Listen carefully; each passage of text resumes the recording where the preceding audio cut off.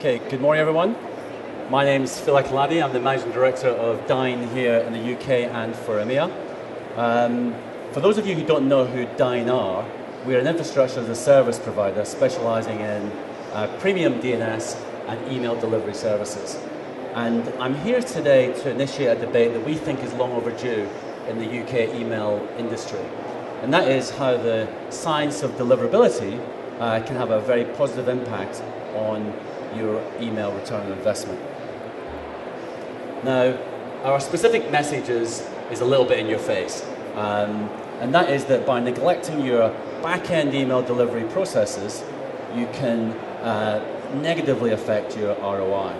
Now, this impacts you regardless of whether you outsource your email operation to an ESP or whether you run your email operation in-house. And to explain why, let's have a look at how email is changing and evolving.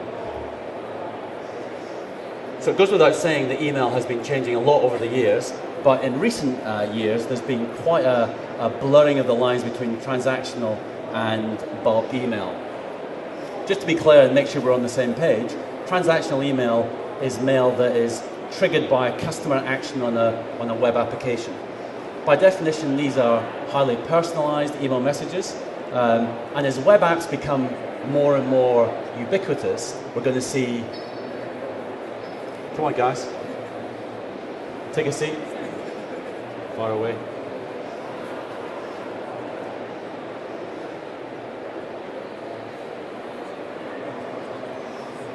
As I was saying, so as web apps become more and more ubiquitous, we're going to see much more transactional mail. And that's because by its very nature, transactional mail is highly personalized, it's a way of really engaging with your marketplace, and it's also a very cost-effective way of sending mails.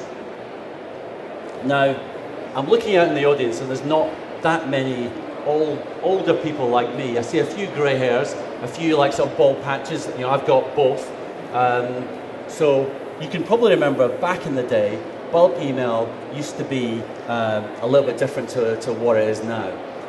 I can remember way back when sending high volume campaign mails to, like, dare I say it, purchased data lists. I'm sure no one buys those lists now, although I see a few smiles, so there may be a few that are still out there. But on the whole, that practice has now really died.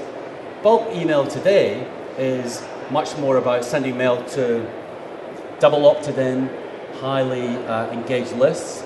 It's about optimizing the content of mail by split testing against a whole myriad of factors and options to make sure that we can make those mails far more engaging. And it's about optimizing the best time to actually send those mails. So you may have a business out there that you know that it's really important to get your mails delivered to your customers at a certain point of the day, say between 9:30 and 10:30 if you're going after the housewife market. So it's really important to you to get those mails delivered at a particular time, not just actually having them delivered. So bulk email, by definition, is becoming much more personalized and it's becoming much more like transactional mail. Of course, the main reason that we're here having this debate about email ROI is because of the negative impact of spam over the years. By definition, spam is becoming much more complicated than it used to be. Back in the day, it used to be only the Viagra and the free money peddlers that had to worry about being labeled as spammers. But today, now even double opted in email could be marked down as spam. And that's because of the impact of sending cadence, engagement levels, and IP reputation. ISP spam filtering has become much more sophisticated. And that's because spam has become much more sophisticated. And as a result, the increase in the amount of mail, the change from bulk to transactional, means that the whole the management of the email operation has become much more complex. We see the email operation as having two parts, a front end and a back end. On the front end, you will recognize all the simple components that have been around for quite some time, the list management, the campaign management, the basic results tracking, and the stuff that's a little bit more complex, the content optimization, user engagement, optimization and profiling, and behavioral triggers. So even the front end, the front end of an email operation is now highly complex. And in the back end, this is where we specialize and we spend all of our focus. We break the back end down to three main areas: email infrastructure, the delivery, what we call a delivery black box, I can't even say that, but it's the delivery piece, and the analytics, the metrics engine at the back end. And these are the three components of what we call the back end of the email operation. Now, in spite of all that complexity, when you think about the complexity on the front end and the back end of a normal email operation, we're only actually delivering 81% of permission-based mail to our customers' inboxes. What does that mean? That means that for 1 out of every 5 emails that are sent that your businesses are investing in, for every 4 that 5 that get sent, only 1 actually makes it to the inbox. That means by definition we're losing a lot of money, because if that 20% actually made it to your customers, potentially you could make money from that mail. And that's putting aside the question of whether the mail's getting to your customer's inbox at the right time. Many of our customers come to us not just because they're worried about deliverability overall, but they come to us because their sender or their platform isn't able to get the email to the inbox at the correct time. So by definition, money is being left on the table.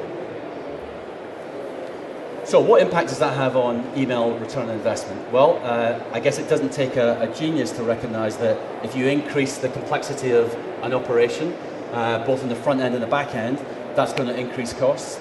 And if you're not able to get all of the mails that you're investing your money in to your customers or your prospects, then by definition, that's going to drive your ROI down. Now, it's no surprise that the big ESPs are really good at the front end. Why is that? Because their DNA is in marketing. Most of these guys have been marketing for longer than I've been in business, some of them. That's probably not quite true. But they clearly really do understand the front end piece. However, if the front end piece was enough, we wouldn't have the challenges that we're having in terms of deliverability, i.e. only 4 out of every permission-based. And remember, permission means those customers that actually request to have your mail sent. So it probably does make sense for us to focus on the back-end factors that also influence deliverability. So what is deliverability? Now, I have a confession. I don't really understand everything that goes into deliverability. I've got some guys here who really understand deliverability in much, much more detail than I do. So for that, and there are clearly, the subject of deliverability is a very, very big subject, and there's lots of debates, lots of websites.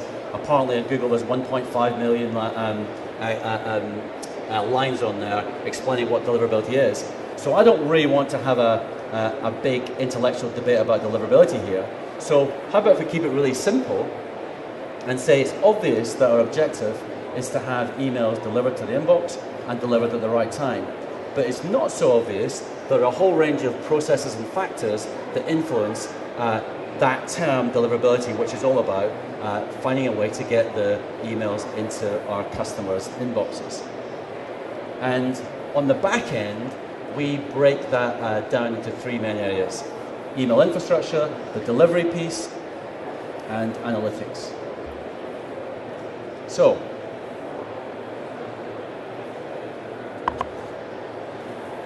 how does the email infrastructure influence deliverability and therefore return on investment? Well, if your sending platform can't deal with the volumes of mail that you need to send, or can't deal with the intensity of mail, i.e. the being able to send high volumes over short periods of time, then by definition, some of those mails aren't going to get to your customers. And that obviously has a negative drag on your ROI. Now, the way that your IP pools are set up, whether they're shared or dedicated, the ramp-up processes that are employed, all impact your sending reputation and therefore your deliverability. ISP throttling, how sending frequency is configured to different ISPs, also impacts reputation. Scalability, the platform that you've decided to build your business on, if it can't scale as your volumes grow and scale, then that's going to be a challenge. Again, we have many customers who come our way because they've outgrown their platform, because their platform can't grow with their high volumes that are coming their way over time. Redundancy is a kind of an engineering term that is really saying, well, we know that IT operations fail, so we know that email operations fail as well. So how redundant is your operation? Does it have a backup in place? And can that be easily deployed? If not, then again, that's going to mean that some of your emails won't get into your customers' inboxes. So here's one of our customers, Seeking Alpha. They're based in Israel. They're a financial services company. They send out lots and lots of mail.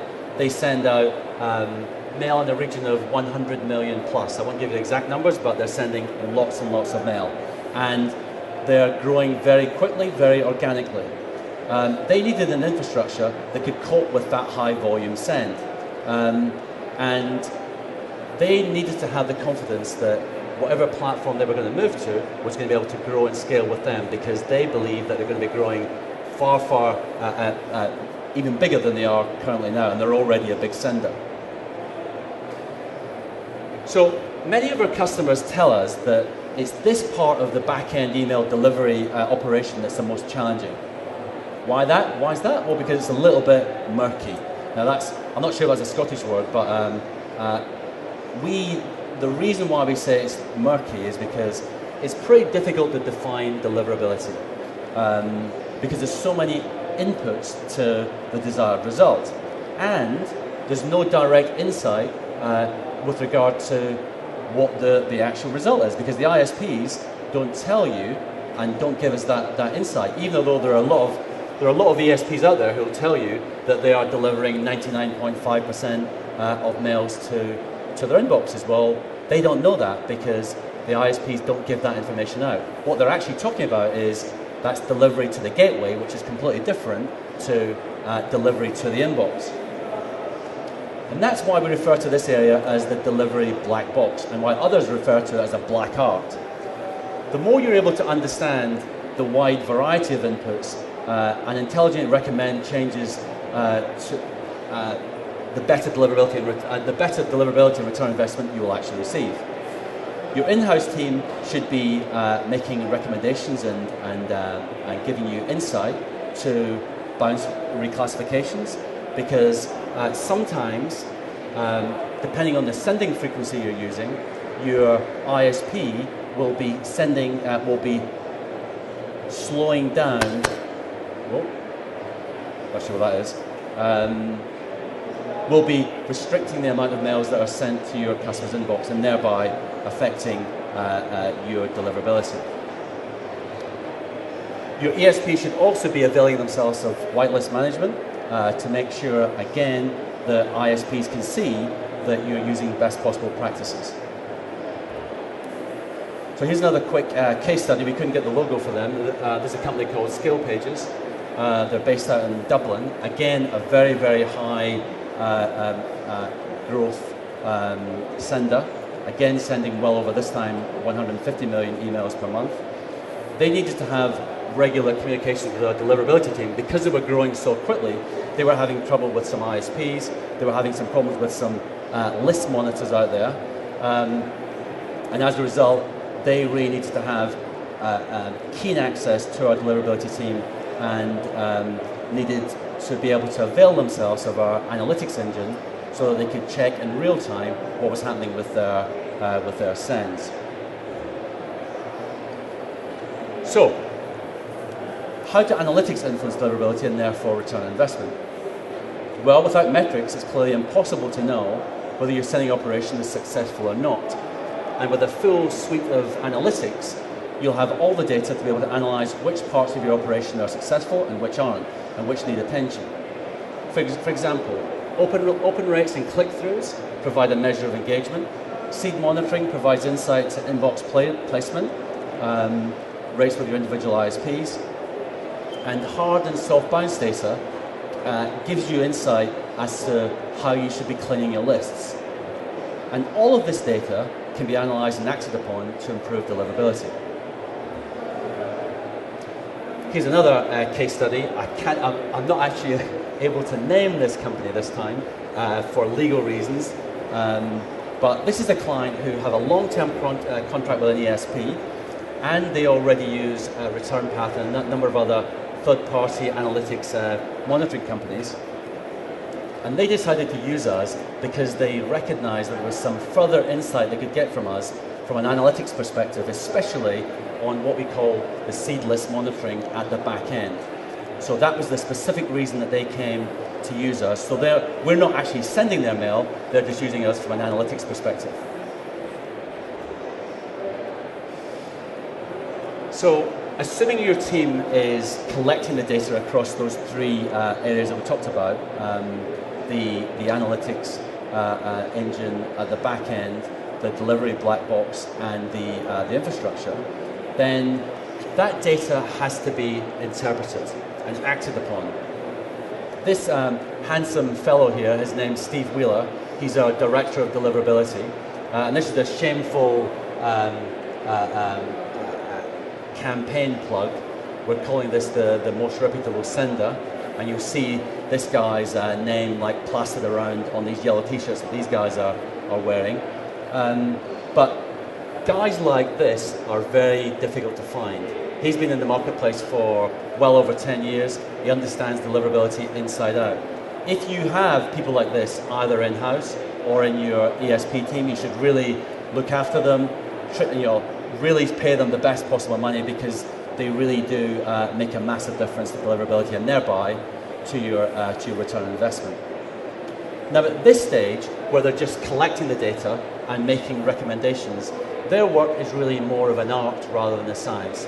Why do I say that? Because Steve leads our deliverability team, and within that team there's a whole range of different experiences, with Steve as being the most experienced. But by definition, they're making recommendations based on their experience rather than on the next phase. So once we start to iterate and automate the back-end data in a classic continuous improvement loop cycle, that's when we move into the world of deliverability science. Every iteration of the delivery cycle means that we can collect more data, understand more about the sender and their unique sending marketplace. And we're then able to make much more incisive recommendations about sending practices and back-end processes to impact deliverability. So this is when it really becomes a science. So here's a quick case study with a client who came to us with an estimated average inbox delivery rate of 75%. That's the yellow number on the left-hand side. And you can see the other stats there, the average open rate at 55%, click-through rate at 5%. They're really not so important. What's important is on the other side, following some recommendations that we gave them and they came through our platform, we were able to improve their estimate, and I stress estimated inbox delivery rate by 15%. And you can see that brought their inbox delivery to 90%, and you can see what the impact was from a bottom line perspective. We were able to save them £86,000 just in the first instance. Now, these are the kinds of stats that, until you really start thinking about the impact of deliverability and the impact of that 1 out of 5 mails not actually getting to the inbox, this is where the whole ROI comes into things. Now, here's a quick teaser for you. This is a little bit of a rogue slide. I hadn't really planned on this, but last night I was sitting and I was thinking, maybe I should put this in, but it's probably a little bit dangerous, especially if there's any ESPs in the audience. If you accept and agree with the supposition that transactional mails are on the increase, and the transactional mail by definition are driven through web apps, and the logic for communicating with your customers is actually, again, driven through the web app, then there is a question mark as to, do you really need the full front end application, the full front end of your email operation? Again, many of our clients come to us when they recognize that, well, in actual fact, maybe we don't really need the expensive front end big ESP, because all of that mail is actually coming through the web app. Yeah? So how does that translate into a business case? This is something that maybe your CEO or your CFO might be interested in. If you can, by definition, reduce your email operational cost because you're dropping the front end requirement, and if you now know that by focusing on the back end, you can improve your deliverability with more of a back end focus, then because of that, you're going to get more emails into your customers' hands and into their inboxes, and that means you're ultimately going to increase your revenue. So you've got an ROI increase coming at it both ways, coming at it from a reducing costs and also increasing revenue. So I hope that didn't offend anyone in the audience today. So in concluding, I'd ask you please to just don't forget your back end. Don't forget the impact that an experienced deliverability team can make, and how the combination of data, experience, and the scientific method can add significantly to your email ROI.